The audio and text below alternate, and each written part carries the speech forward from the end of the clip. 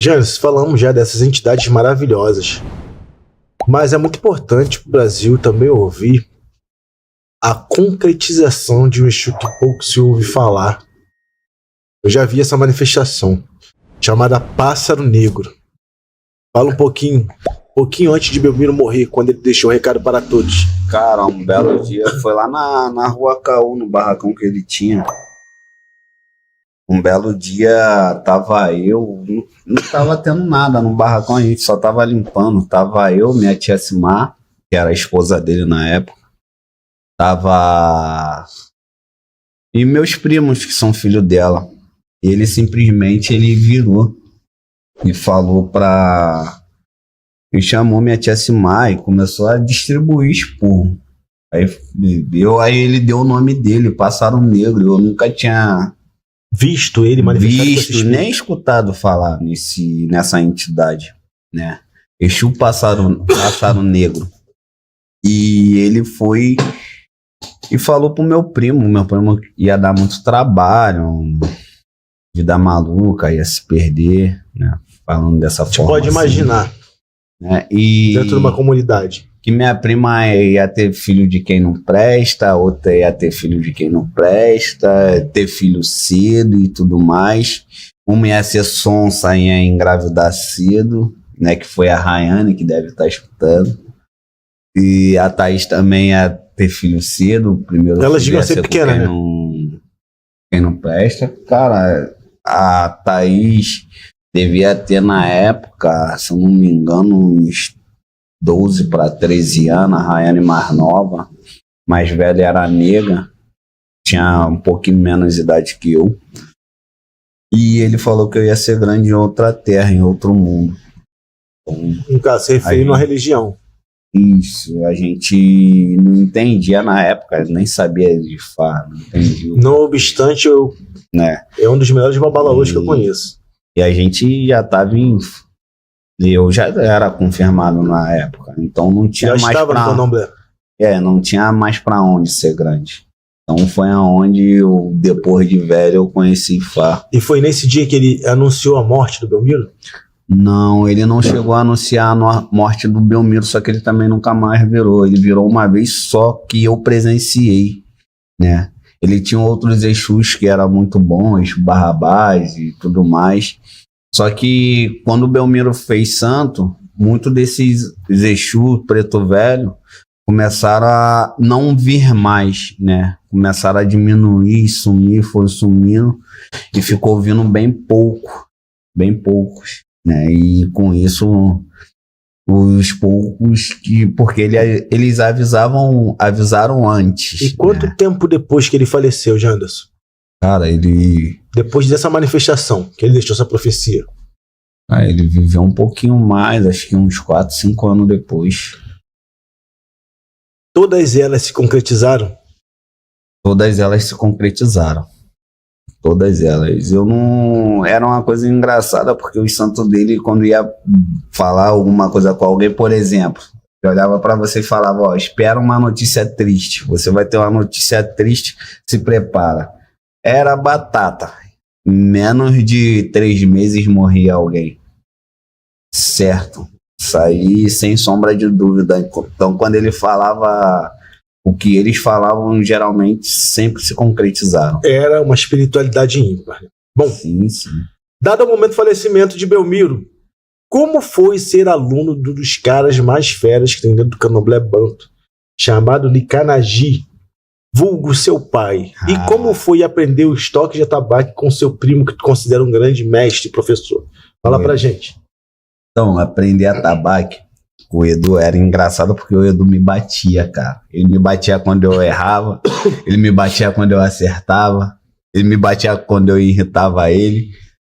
E foi incrível, porque o Edu, ele tinha toda a paciência comigo, e como eu aprendia muito rápido, ele sempre ficava bobo, ficava maravilhado com aquilo, né? Por isso que a minha lista de telefone, o nome dele é Mestre, para você ter ideia.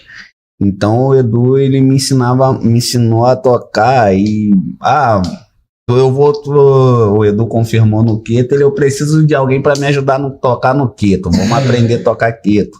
Aí me botava para aprender a tocar queto. Aí vamos aprender a tocar Angola. Me botava para tocar Angola e assim ele foi me ensinando e me batendo ao mesmo tempo, porque eu apanhava quando eu acertava e quando ele fazia uma dobra muito difícil no rum, que eu ouvia e conseguia fazer igual, ele também me batia, porque ele falava que eu tinha que ser criativo, que não era pra não ficar copiando ele. Então, mas, pô, era que não apanhou das mães, apanhou do Edu. Pô, o Edu é muito gente boa, meu mestre. E meu pai, cara, meu pai um belo dia, ele falou pra mim, cara, tu é meu filho tem que saber cantar candomblé. E lá você foi confirmado, Dogan? Já desde que o Belmiro, que foi o pai de santo do Belmiro, né? Foi o pai de santo do Belmiro, sim, confirmou ele, o Belmiro era novo de santo. Sim. Confirmou pra casa do Belmiro. Aí meu pai, tem que aprender. Eu falei, tá bom, tem que aprender. Aí, no começo, eu comecei aí, ele tava dando aula e tudo mais. Aí, um belo dia, eu escutei algumas cantigas que me chamaram a atenção. Então, resolvi me dedicar, tanto eu quanto meus irmãos, o Sununi de Moeno, né, que é o Mike e o Guarani. A gente tava aprendendo junto e eu era o que era mais chato, porque eu ficava o tempo todo, pai, qual é a próxima cantiga? Ele, pô, é essa aqui, mas tu já aprendeu essa? Já, então canta aí, canta a sequência toda. Quando eu ia cantar a sequência toda, não, tu ainda não sabe. Quando você chegar com essa sequência toda, eu te ensino a próxima cantiga. E assim eu fui aprendendo. E me ensinou muito bem, muito rígido, né? Por sinal. E formou uma fera. Ele não tem noção do monstro que ele criou. No aspecto positivo, obviamente, falando. Uhum. Bom, me fala aí, cara. Me fala aí. Como foi esse teu reencontro com o candomblé depois que Belmiro faleceu? E quem representa a figura de Senzá Luan e Pai Maia para você como homem, como religioso, como tudo? Então, a Senzá Luan, cara, foi a senhora que me acolheu, né? Ela me tratava mais como um filho carnal do que como um filho de santo. Então, a senhora que ela me dava todo o amor e o carinho. E passe livre e liberdade para me falar o que eu quisesse, o que eu pensava, né? Então, Senzá Luan e Pai Maia já era mais fechado, mas falava também, dava esporro, brigava demais. Pô, como a figura de todo pai geralmente é, né? Como o Pai Maia escondeu as bolas que a gente chutava no portão. E é bem legal, já que você entrou nisso, o Jorge Barcelos perguntou como foi a sua entrada dentro do candomblé, né? Como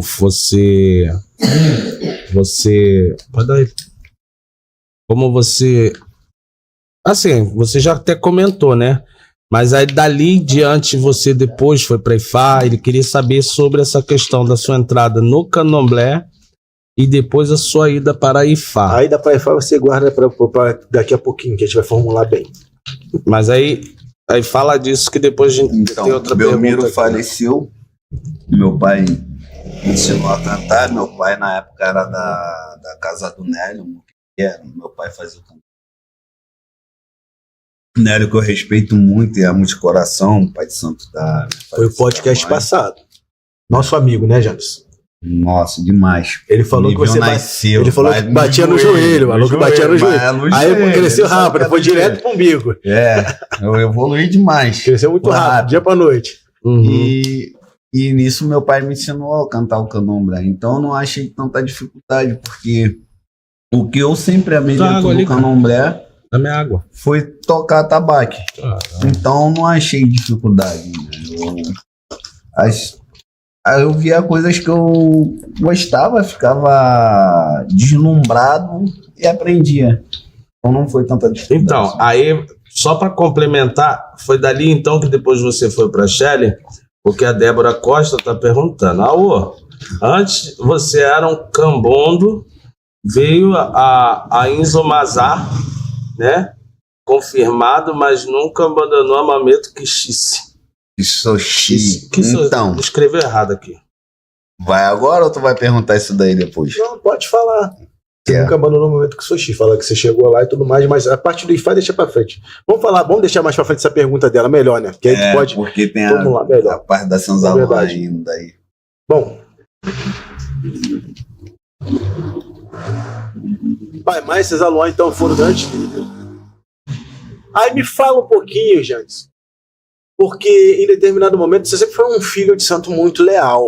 Você é um ser humano muito leal, independente de qualquer coisa. Por mais tu pode estar aborrecido, querendo matar a pessoa, mas deslealdade não é contigo. Você é uma pessoa. Quero matar todo mundo. Né? Você tem um coração muito resignado com relação a esse tipo de coisa. Como foi e quando foi a vez que Cesalon decidiu partir do culto banto, sair do candomblé de Angola para a terra de Yorubá? O que fez você optar em ficar no povo banto, continuar na Angola ao invés de seguir a mãe de santo, a qual você sempre teve coração adido, sempre a teve como mãe, como sua terceira mãe na realidade? Ainda tenho como mãe, mas o que acontece? Eu vim da Umbanda vivendo minha grande parte no candomblé, Angola. Eu sempre fui angoleiro. Para mim, eu sou Angola até a morte, não que eu não ame as outras nações, pelo contrário, tudo que tem atabaque, se deixar, eu tô lá. Não tem essa, independente de nação. Que na saída da minha esposa, você tava lá e tocou. Então, eu sou angoleiro de paixão. É uma coisa que eu gosto, que eu sempre vivi. E quando ela decidiu ir pro Queto, né? Ela me deu principalmente a opção de escolher, né, se eu iria ou se eu ia ficar na Angola. Eu disse que ficaria na Angola porque eu não iria, porque eu nasci na Angola e seria onde eu queria me manter sempre, né? Então assim tive uma saída amigável, pelo contrário, ela me ama, eu amo ela de paixão. Só que ela seguiu o caminho dela. Ela se decepcionou muito com as pessoas que ela encontrou dentro de Angola e tudo mais. E decidiu partir pro Queto. Eu, por sua vez, sou angoleiro. Então, dificilmente alguém me tiraria da Angola. Me responde uma coisa. O que você acha dessa questão de trocar as águas, trocar as nações? Sem ancestralidade. O que você acha? Que a senhora me falou. Ah, não captou. DNA espiritual, ancestralidade. O quê? Né? Não entendi. Trocar as águas. Sabe, tipo assim, você vem numa nação de Inquice, aí depois você vai para uma nação de Orixá. A pessoa incorpora Inquice, ela vai incorporar Orixá. Entendeu? Cara, o que você pensa sobre isso? Eu quero a sua... Acontece muito de tradição e da forma a qual você vai cultuar aquele santo. A pessoa foi feita de Inquice ela vai ser. A pessoa foi feita de Orixá ela vai ser. Tá aí se o santo se permite a ser cultuado como Orixá ou se ele se permite ser cultuado como ancestralidade é a mesma, né? Entendeu? A ancestralidade se mantém. O Inquice ele se mantém, o Orixá ele se mantém. Sim. Entendeu? Uhum. E ele acaba se adaptando ali e aceitando aquela forma. Borô. Bom, Janderson, saíram de Sanzaluan, esse período você ficou UFO. Com quem você deu seguimento no ciclo espiritual de Angola? E até quando isso durou e como foi que você chegou até Ifá Orumilá? Então, saíram de Sanzaluan. Fui pra casa de uma pessoa que tem meio metro de altura. Que é a Shelly Sushi. Aí eu fui pra casa dela, né? Na verdade, eu fiquei um tempo sem querer casar nenhuma após sair de Sanzaluan. Não queria mais compromisso com casa. Eu queria tocar tabaque. Queria cantar. Eu nunca fui muito fã, mas tava ali, né? Mas aí um belo dia eu fui fazer um jogo que foi contigo e o santo me obrigou a escolher uma casa. E eu optei por escolher a casa da Shelly, né? Para dar seguimento, e o jogo também disse que era Odara para mim, seria um bom caminho. E ali eu escolhi, com ela eu fui até chegar a Ifá. Fala um pouco da chegada, essa Ifá. Ele tá mastigando, ele quer que tu continue falando. A Shelly tá aqui, poxa, me arrasando. Você acabou com a vida da Shelly, né? Acabou com a paz dela, né? Na verdade. Aí com ela eu fui até chegar em Ifá, né? E chegando em Ifá, antes de chegar em Ifá, pra mim chegar até Ifá, vamos lá. Ifá foi necessário para você chegar a Ifá? Foi necessário? O jogo falou que você precisava ir a Ifá? Cara, vamos lá. Conta essa história. Foi assim. A minha ex-esposa Alessandra era iniciada, né? Eu não era iniciado, no caso.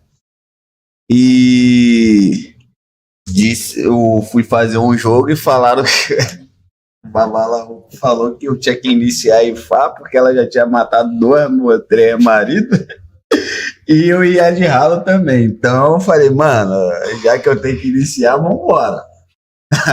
Aí eu fui, iniciei. Quem tem medo, né? Claro. Iniciei, eu vim do Obaralene, Obaranhuane.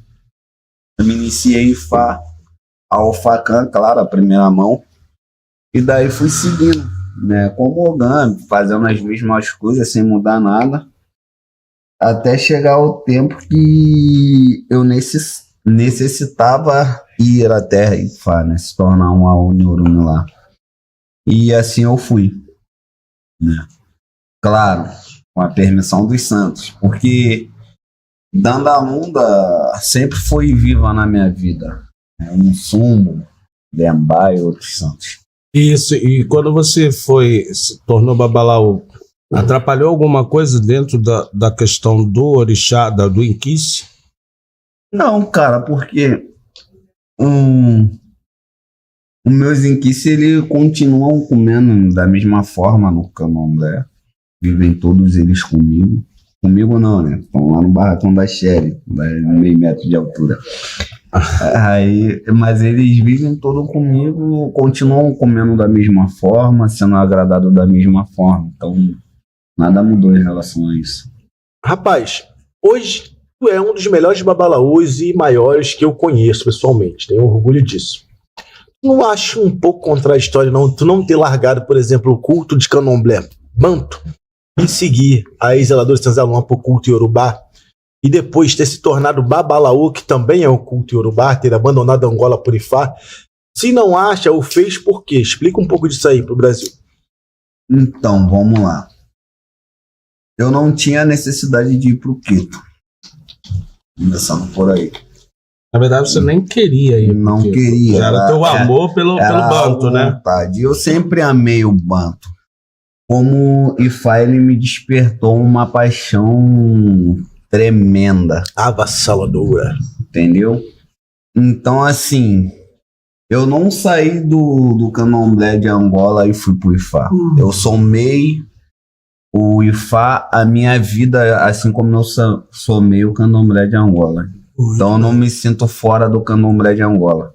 Eu me sinto parte do Candomblé de Angola, claro, com muitas limitações. Era isso que eu ia perguntar. Tem bastante restrição, né? E com muitas limitações, claro. Mas eu me sinto parte do Candomblé Angola. Então, não sinto que eu saí. Mas eu acho que com um comum acordo com a Mãe de Santo, e ela entendendo também as limitações, como foi falado, tudo flui muito bem. Rapaz, a minha Mãe de Santo aí, que Sushi, ela não queria me abençoar, não. Isso aí eu vou falar a verdade. Então conta, que ela tá aqui te gongando, falando que vai tirar você meu lugar! Que você tá chamando ela de baixinha. Vocês querem acabar com o Candomblé! Não vai ter mais Ogã, ninguém vai tocar mais! Tu tá tirando meu braço então, direito. Eu não lembro, mas eu acho que ela me contou que ela chegou lá no quadro de Oxum e ficou resmungando com o Oxum, não foi? Rapaz, foi um negócio assim. Conta. E ela, revoltada da vida, calma, cara, eu não vou abandonar. Não, vocês estão acabando com tudo. Olha, tu tá me dando um golpe de Estado. Não sei o que, falando mais.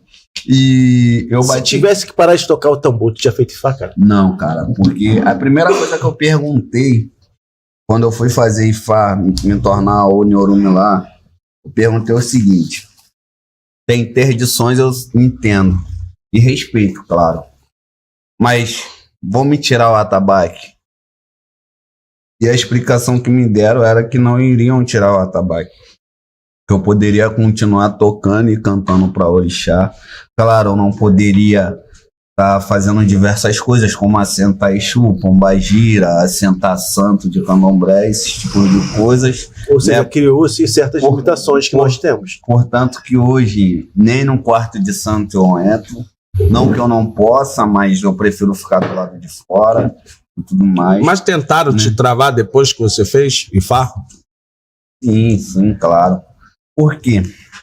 Eu fui, aí falaram que não ia ter proibições. Tudo bem, eu falei, se eu posso continuar tocando, eu vou. E eu fui. Né? E realmente ninguém me mostrou até hoje um cabível que diga que eu não possa tocar.